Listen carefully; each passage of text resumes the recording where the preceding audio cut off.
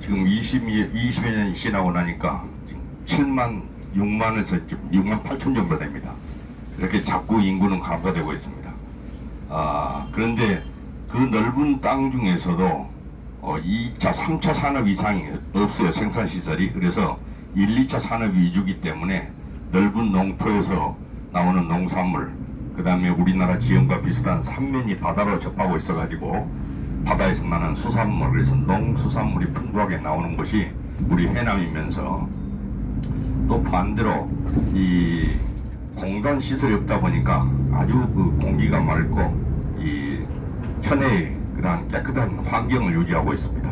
그래서 해남에서 나오는 이 농산물들은 친환경 농산물로 해가지고 주로 대도시의 학교 급식용으로 많은 농수산물이 지금 나가고 있습니다. 우리 해남의 특산품 하게 되면 여러분들 잘 아시지만 지금 이제 반고구마가 한참 나오고 있고요. 그 다음에 이제 10월달 들어가면은 이제 호박고구마, 꿀고구마, 호박고구마, 이러한 다양한 이 품종들의 이제 고구마들이 생산이 되고, 또 이제 11월달 가게 되면은 김장철로 들어가면서 이제 해남 배추는 전국으로 지금 많이 보급이 되고 있죠. 김장 배추. 그 다음에 내년 3월달까지 눈 맞으면서 견뎌내는 이제 월동 배추. 이러한 것들이 우리 해남에서 주 생산품이고, 바다에서 나온 것은 이제 지주식, 재래식 그 김부터 시작을 해가지고 우리나라에서 나온 수산물들은 거의가 많이 다 나오고 있습니다. 전복도 나오고 있고요. 미역, 다시마, 멸치, 이러한 것들도 이제 수산물에서 많이 생산되고 있습니다. 그래서 여러분들은 오늘 남창장을 한번 쇼핑하시고 땅끝을 한번 들려서 땅끝에서 길을 받으신 다음에 우리나라 맨 남쪽 끝에 위치하고 있는 송호 해수욕장, 그 송림숙을 한번 힐링 워킹하면서 해남 투어를 마치시고 이제 영암 기차랜드로 여러분들 이동하시면 거기에서 오늘 일정이 마치게 되겠습니다. 우리 해남에는 넓은 지역에 이제 비교해서 유명한 관광지가 굉장히 많습니다. 그래서 오늘 가시는 땅끝에서부터 시작을 해가지고 올라오기 시작하면 달마산 미황사를 포함해서 도소람이 유명하고요. 지금 달마산을 중심으로 해서 17.74km를 달마고도로 해가지고 이 힐링 숲길로 만들어 놨어요. 순수한 인력으로 만든 길이기 때문에 거기를 완주하게 되면 해남에서는 기념품과 메달을 이런 것들이 같이 나갑니다. 그래서 지금은 수천 명이 지금 다녀간 그런 곳이 이 달마고도고요. 조금 더 올라오다 보면 이제 포레스트 스모그원이 있고요. 포레스트 스모그는 6월, 7월 달에는 이제 이 수국 축제를 하고, 지금은 이제 핑크밀러를 포함해가지고 가을 물색이 들어가고 있는 그런 과정에 들어 있습니다. 그 다음에 조금 더 올라오다 보면 이제 두륜산 대흥사가 있죠. 두륜산 대흥사에서 보면 나오다 보면 이제 고산윤선도 유적지, 그 다음에 이제 진도 축선으로 가다 보면은 우항리 공룡박물관을 포함해서 우수영 관광단지, 그 다음 하원반도 끝에 있는 매월리 구등대, 이러한 것들은 사시사철 전국에서 관광객들이 많이 찾아오는 그러한 관광지 중에 하나입니다. 오늘 가시는 곳을 제외하고 못 가시는 곳을 위주로 해가지고 설명을 좀 드리겠습니다. 다음에 한번 더 찾아오시라고. 지금 이제 두륜산 대흥사는 읍에서 한 15km 정도 가게 되면 두륜산 대흥사를 가게 되는데요. 거기는 우리나라에서 가장 숲이 좋은 곳으로 유명한 곳입니다. 그러면서 2018년도에 세계 문화유산에 등재되어 있는 한국 산지 승원 7개 중에 하나가 포함이 된 그 중에 대흥사죠. 그 대흥사는 창건 연도가 보면은 1500년이 넘은 고찰입니다. 기록에 보면 이제 두 가지가 기록이 있는데, 하나는 백제 구이신앙 426년에 정관존자가 창건했다는 설이 만일암국기에 기록이 되어 있고, 하나는 중미기에 1644년 백제 성왕 22년에 아도학상이 창건했다고 설이 두 개가 있습니다. 어떻든 간에 하여튼 1500년 정도가 넘은 그러한 고찰 중에 고찰입니다. 그런데 그때 당시 창건돼가지고 그때 당시 조선 중기까지는 그런 대로 이름만 유지오면서 작은 사찰로 유지오다가 이제 확장이 된 것은 1604년 서산대사께서 묘향산에서 돌아가시면서 내가 죽거들랑 나의 의발을 두륜산 대흥사에다 모시라 하고 돌아가십니다. 그러니까 제자들이 이 좋은 묘향산을 놔두고 어디 그 머나먼 두륜산 대흥사에다 모시라고 합니까? 하니까 대흥사는 전쟁을 포함해서 삼재의 불이 지쳐요 만년 불에 지지며 정통 속이 쳐있니 나의 의발을 두륜산 대흥사에다 모시라 하고 돌아가셨어요. 그러니까 제자들이 그 유언을 받들고 3년상을 치르고 나서 스님들은 공수를 가지고 계신 게 바로 장삼 뭐 이런 뿐이죠. 이것을 짊어지고 토박토박 걸어서 대흥사까지 오시게 됩니다. 그런데 그때 당시에는 임진왜란 때 혁혁한 공을 세운 서산대사님이기 때문에 조선시대 때는 승유업불 정책을 썼던 그런 시대여서 불교가 아주 나락으로 떨어져 가지고 승려 이 신분이 저 천민들보다 더 낮았는데 임진왜란 때 승군들이 혁혁한 공을 세웠기 때문에 우리 승려들 불교 위상을 세워주신 분이 바로 서산대사다 해가지고 서산대사 법맥을 이어받겠다고 조선 팔도에 있는 큰 스님들이 전부 대흥사로 몰려듭니다. 그래서 그 이후로 대흥사에서는 13대 종사, 13대 강사가 탄생이 돼가지고 지금은 광주광역시 서남부, 전라남도 1개시 9개 군의 말살을 거느리는 대한불교조계종 22교구 본사가 되어 있습니다. 그래서 2018년도에는 대흥사, 그 다음에 순천의 서남사, 양산의 통도사, 안동의 봉경사, 영주의 부석사, 충주의 법주사, 공주의 마곡사 이 7개가 세계문화유산 산지승원으로 등재가 되어 있는데 대흥사인데 지금 가시면 대흥사는 아주 녹음의 끝자락이기 때문에 이 입구에서부터 시작을 해가지고 대웅고전까지 들어가는 데가 거리가 한 4km 정도 되는데 하늘이 보이지가 않을 정도로 녹음이 짙어져가지고 숲하늘을 뚫고 들어가는 그런 기분입니다.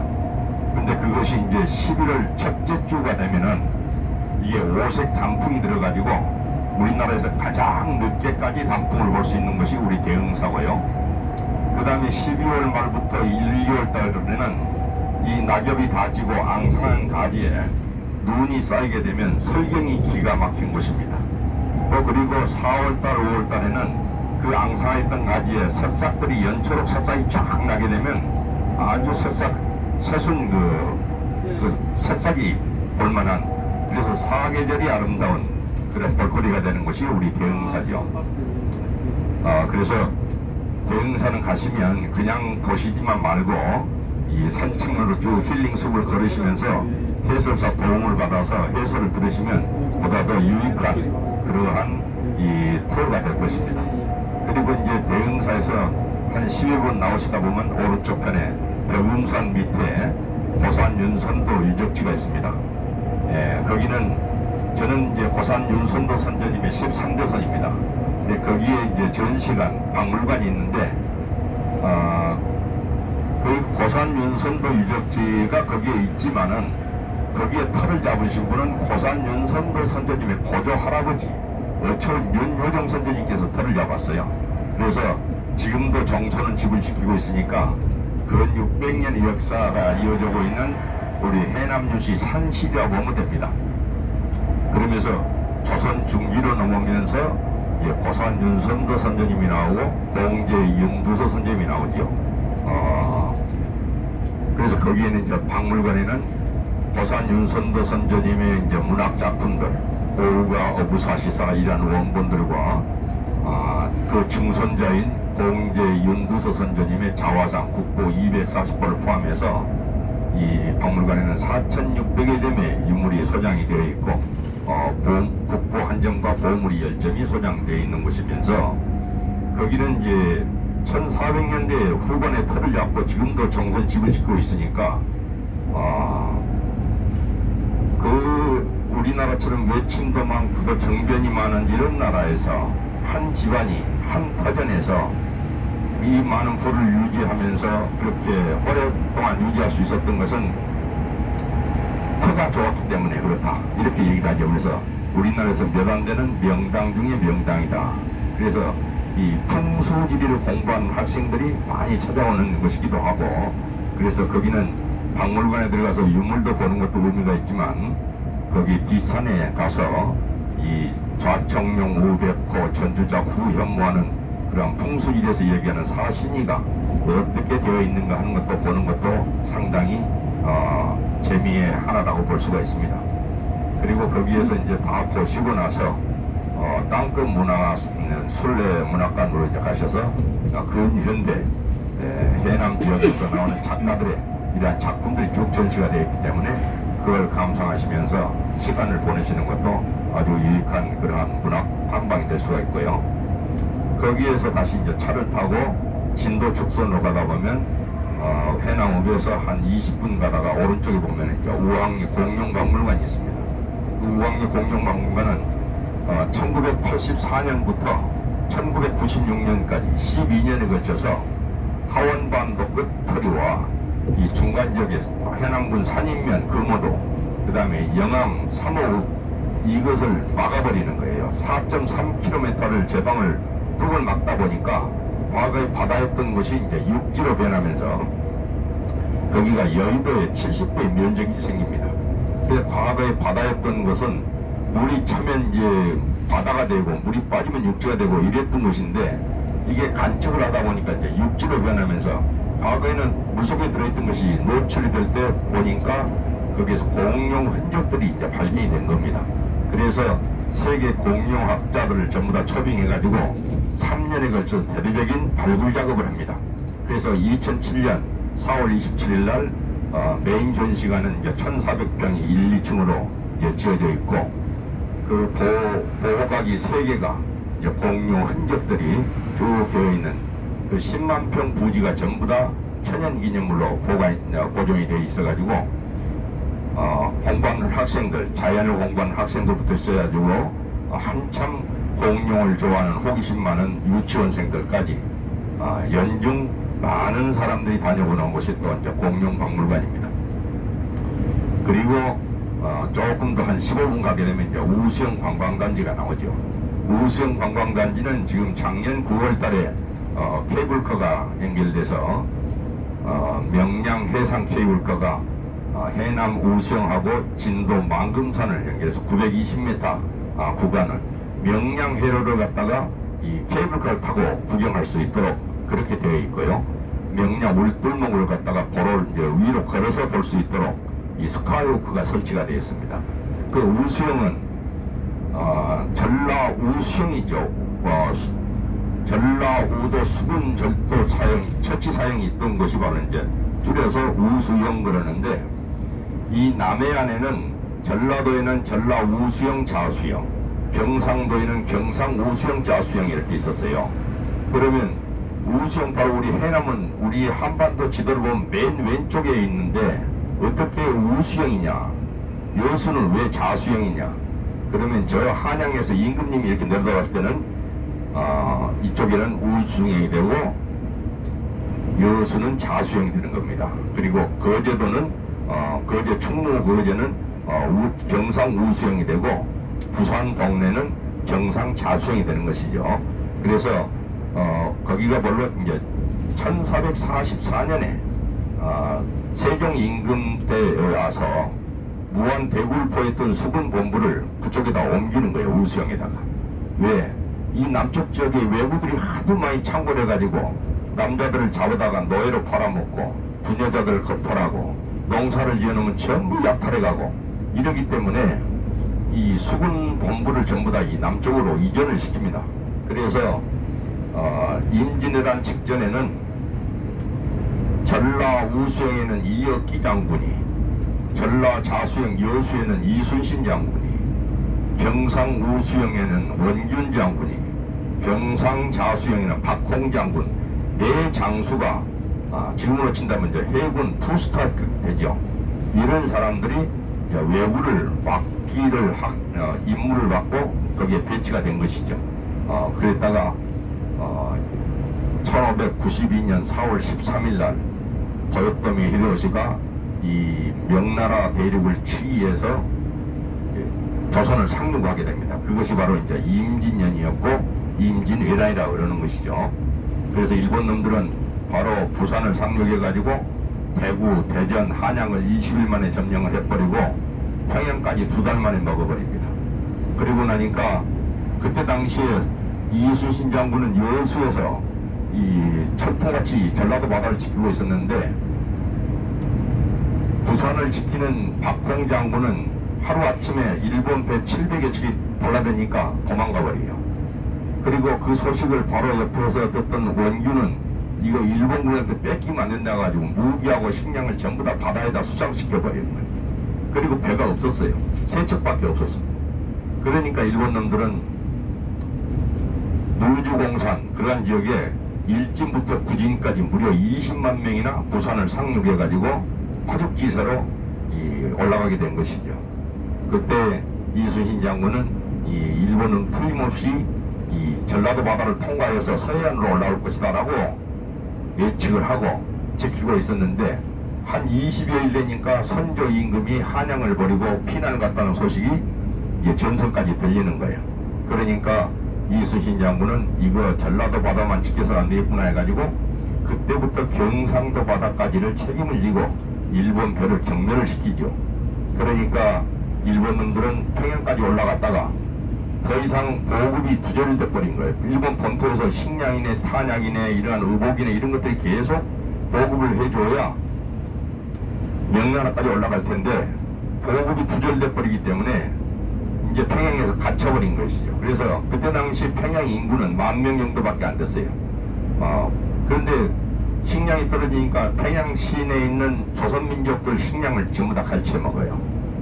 그래도 20만 명이나 되는 병력이 그 10,000명 넘는 그 식량 그거 감당이 되겠습니까? 한두 달 되니까 식량이 다 이제 고갈돼 버린 거예요. 그러니까 2달 지나고 나니까 추워지면서 동상이 걸리고 굶주리고 그래서 이 질병에 걸려가지고 많이 죽을 때 1592년 12월 달에 이제 명나라에서 군사들이 지원이 나오고 서산대사가 묘향산에서 수도를 하고 있다가 승군들을 무장해가지고 승군들을 앞세우고 평양성을 다시 찾지요.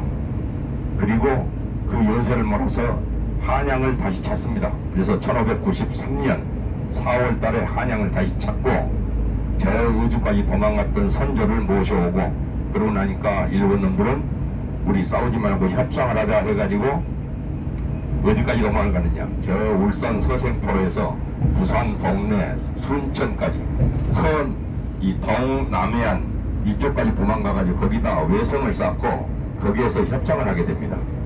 그러면서 그 협상 기간이 무려 3년이 걸려버리죠.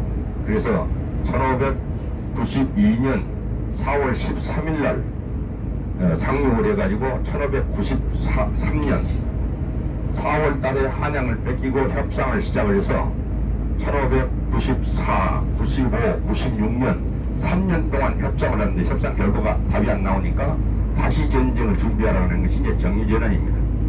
그래서 1597년이 정유년이죠. 그래서 정유재난을 일으키면서 일본 놈들은 20만 명이나 되는 정예에 그한 장정들을 좁은 땅, 조선 땅에다 보내놨는데 한강 이남이라도 뺏었어야 되는데 뺏지 못하고 쫙 바닷가까지 밀려나가지고 거기서 외성을 쌓고 있으니까 일본 놈들은 이 패인을 불사하는 거예요. 그러니까 첫 번째는 이순신 때문에 졌다. 두 번째